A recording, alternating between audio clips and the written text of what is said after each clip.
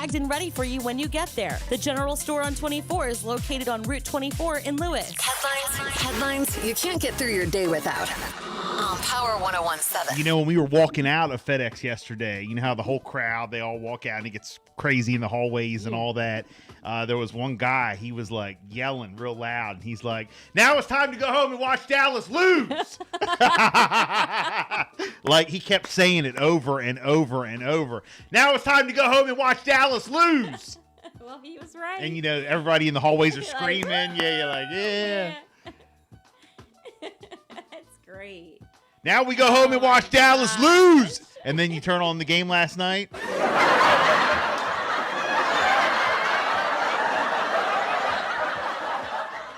Woo. This is going to be a fun season. Now, again, get better soon, Dak, and it's all good. We don't want to see anybody get hurt or whatever, you know. But let me tell you something. All the trash they talked already. I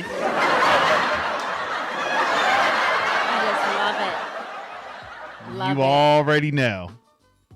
Jess, what you got today? Statuses with just the laughing, crying faces and nothing else. And I knew what that meant. Yeah. Isn't that messed up? Like, I knew what that meant. Dak out. We got no QBs. Oh, gosh. Yeah, Lamar did snap. Lamar snapped. He did good. He did. Carson Wentz did great. Yeah. Man, it was so fun yesterday. I saw him smiling.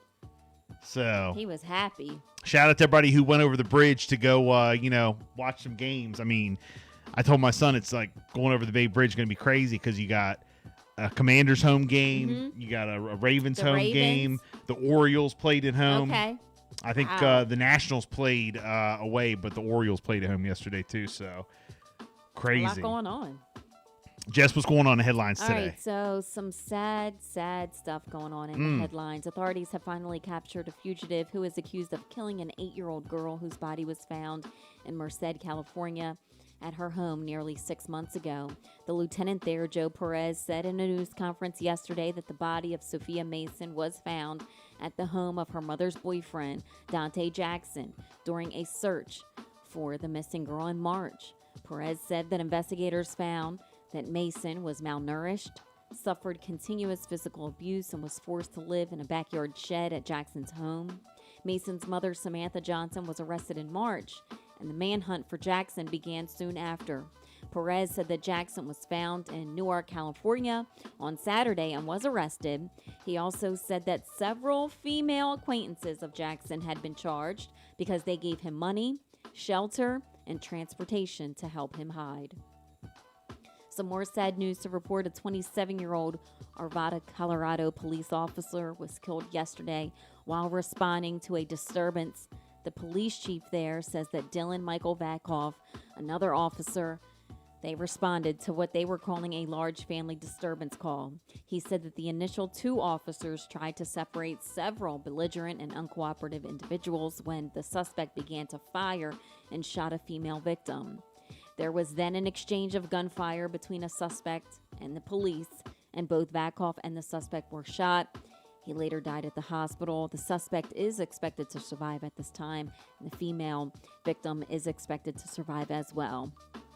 Vakoff was an Air Force veteran who had been with the police department since 2019. So sad.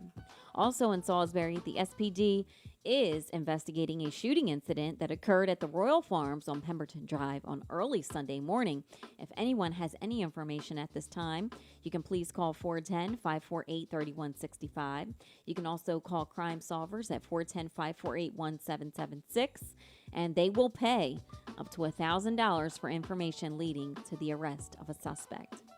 In Georgetown, the Delaware State Police arrested a 24-year-old man. His name is Kevin Shorter, for attempted murder and related charges following an incident that took place on Wednesday night.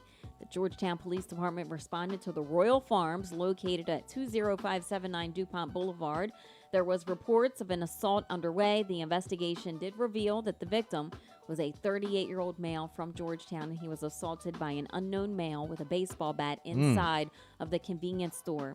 The victim did sustain severe injuries, was transported to an area hospital where he remains in critical condition, but police have arrested the suspect in that case. And in Ocean City, the Ocean City Fire Department is warning residents to watch out for another phone scam. OCFD says that on September the 8th, the Ocean City Volunteer Fire Company is receiving reports that they're, receiving some bogus calls. The scammer is calling residents, asking for donations on behalf of the fire department, says the Ocean City Fire Department. So they do not call residents. They want to put a warning out that they do not call residents asking for donations. These callers sound very, very convincing, but they are just simply con artists attempting to take advantage of the community. So don't give out any information. Hang up immediately and report the scam. Okay. 6:48 is the Bill and Jessica show. We will go over all the NFL scores from yesterday. There were some MLB games as well. So we'll get into that. Here's Kygo